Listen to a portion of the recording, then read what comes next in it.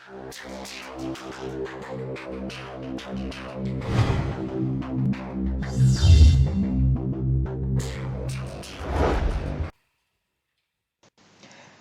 guys, right, in this video we're going to go through the basics of filler primer work. For this job we're going to be using the Devilbiss FLG 5 with a 1.8mm tip. We're using the Capsi 2K high build filler primer, which is a 4:1 mix ratio, and the first 2 coats we're going to put down with 10% thinner in.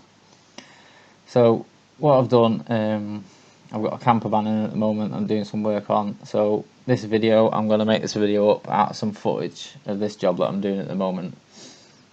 It's been quite a big job. This is the one that the guide coat video was based on, if you've seen that. I've got it all blocked down now, everything's been blocked down with a 180. So what I want to do now is get another couple of coats of primer on this van ready, so it's basically just a DA down and it's all ready then for paint and final, bit of sealer work, etc. So primer wise, there's a lot of high build primers out there. We use this Capsi product. It's really good, it dries quick. If you put a bit of fast thinner in it, it still dries quick. You don't tend to get any runs or sagging or anything in it. Even if you're putting it on really heavy on a job like this, where you want a really good build on it, it's ideal stuff. So this is the boot, which we're going to be doing first, and then we're going to get a bit of a shot of some of the work on the van. So on this, all I'm going for on the first coats really is, with it left a bit mixed a bit thick, is we're going to just go for a full sealed coat all the way around. This boot has been hung upside down because the very top edge of the boot on the inside, I want a nice build on there so we can make sure that's nice and smooth. It may seem like a backward way of doing it, but the highest part of the build I want is on this piece that I'm doing now, and basically on the same section on the other side of the boot where the lock goes. So as you can see there, it's quite a bit of peel in it because it's mixed quite thick at the moment. So for the first 2 coats, we've only got 10% thinner in this. Now we're on a full fan and the fluid's on full as well, and we are running the 1.8mm tip, so it is pumping it on pretty thick at the moment, because what I don't want to do when I start DAing this is start getting burn throughs and cut throughs everywhere. So a nice build at this stage will make this job twice as nice when it comes around to getting the paint on it. So as you can see, we're making sure we go really carefully, make sure we get all the edges and everything. And this is the section here that I want a really nice build on, because obviously on the back, when you open this back door up, that's the main part of the back door that you see, that underside piece. That's my reason for hanging it this way around. You should always try and hang your panels the best way that suits how you need to paint them. So what we're going to do now is, that's the first coat down. As you can see, it's a nice thick coat. It's not thick in coverage, but the paint's mixed thick. Mixing the paint thicker for the first coats will enable it to flash off quicker, and it'll also help with any shrink back. A bit of a problem with high build is, obviously because you're putting it on so thick over time, over the next day or 2 after you do it, and even up to a week really if you're not baking it or anything, it can shrink back.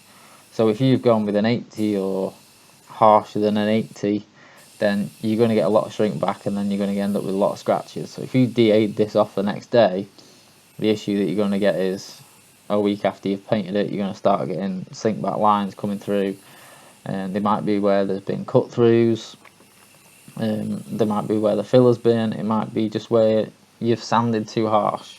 So that's why we're finishing everything with a 180, and the first 2 coats are going down thick, which will help stop the shrink back on it. The less thinners you can put in it, the less you're going to activate any old paint or anything that's underneath, so it'll stop, or it'll help as best you can to prevent any shrinking back. So once we've done these 2 thick coats, we're then going to go back into the mixing room, add about another 5 or 10% thinner to the pot that's already mixed up. As you can see, the van behind it's had its coats as well, and then we're going to whack down 2 thin coats. The thin coats basically They're just going to help smooth the primer out, so it's as best, you know, as we can get it laid down with a nice build, so it's nice and smooth, so when we come around to DA it, it's going to give us a nice smooth finish, and we're not going to be there, you know, for days on the DA buzzing it all off. So all I want to do really when I've done this, because I know this is all blocked out really nice now and it's nice and flat, which you'll see in a couple of pictures at the end of this video.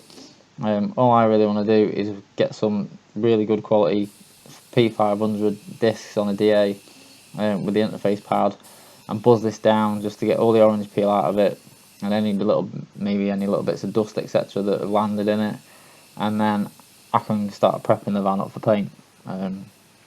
So these little covers here, these are just another little job we got on at the shop, so I'm just getting a bit of primer on at the same time, but I thought, you know, there's not a lot of point in cutting this footage out.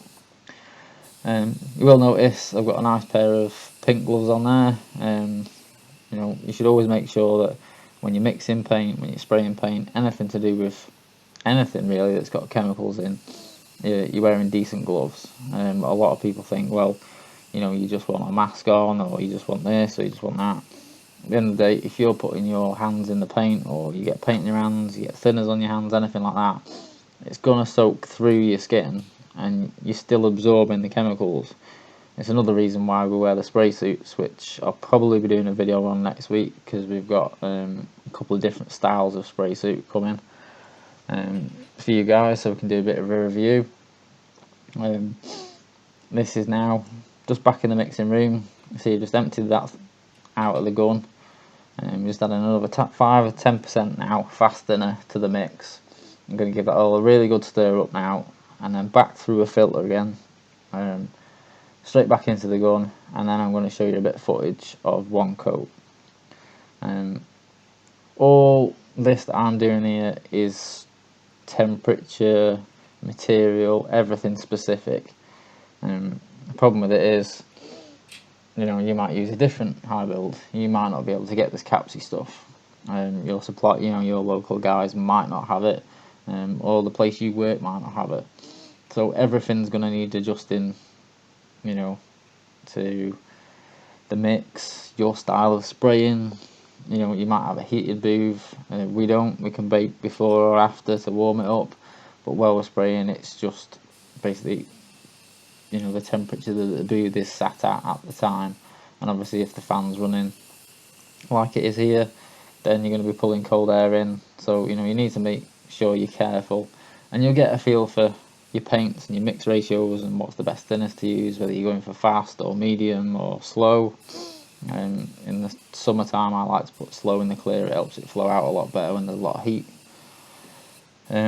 So this now really is, for me, the third coat. This has had 2 thick coats, so now all we're going to do is put 2 thin coats down. These 2 thin coats now are just going to help to smooth out and make sure this van is really nicely wetted up now with the primer. It's going to leave the van with a nice finish and in a nice state then, so that we can get the DA, as I said before, P500, and away we go. As I said at the start of the video, what you want to make sure is your first coats don't go down with too much thinner in. Say it's maybe a repair job on a car, if you've got any cut throughs, anything, the extra thinners in your material is gonna, or could activate, you know, any of the areas where you've cut through. So the broken layers of paint, you know, so you could start to get shrink back around those areas. You could start to get a bit of peeling on your paint, or it could start frying up. So your first coats ideally want to go down with a thick mix. It's going to dry out and flash off faster, and then once those are flashed off a bit, then you can start getting a nice wet mix on, like you can see now. Now, as you probably notice, on all these areas what I've done is I've made sure that the edges around the window openings etc, I've gone around all the hard to reach areas really carefully, so I can get just as good of a build around those areas, so that, you know, once I've done all this, I can just get a soft sponge in them. If you get decent soft sponges, they will take the orange peel out, so you can get the soft back sanding sponges like the quartz ones or the 3M ones, run around them edges, and you're going to be good to go for paint. all this really is going to need once we're done, on the outside wise, is a good DA, going around all the edges, smoothing everything out. It's going to need some sealer in it, and then I'm pretty much going to be ready to paint in the next sort of couple of days. So as I said before, you know, this is how I do it. You know, this isn't telling anyone how to do it. This is showing how I've done it. I've never had a problem doing it this way. Over the years, I've altered my process to get the best that I can from the products that I'm using, the guns that I'm using, and also the kind of work that I'm doing, because we do a lot of varied work. One day I can be doing a restoration job like this, well, not a restoration, it's a respray, and the next day I can be doing accident repairs, etc. So it's good to have, you know, the knowledge, because one day I'm doing one job, the next day I'm doing another, you know. So anything I can share with you guys, if you hit us up on Instagram or give us a comment if there's anything you want to see in a video, then we'll do our best. We're going to have some matte clear coat videos coming soon, some direct gloss, and also some products. We're going to be trying some different products that aren't what we use in this shop. So thanks for watching, guys, and see you again soon.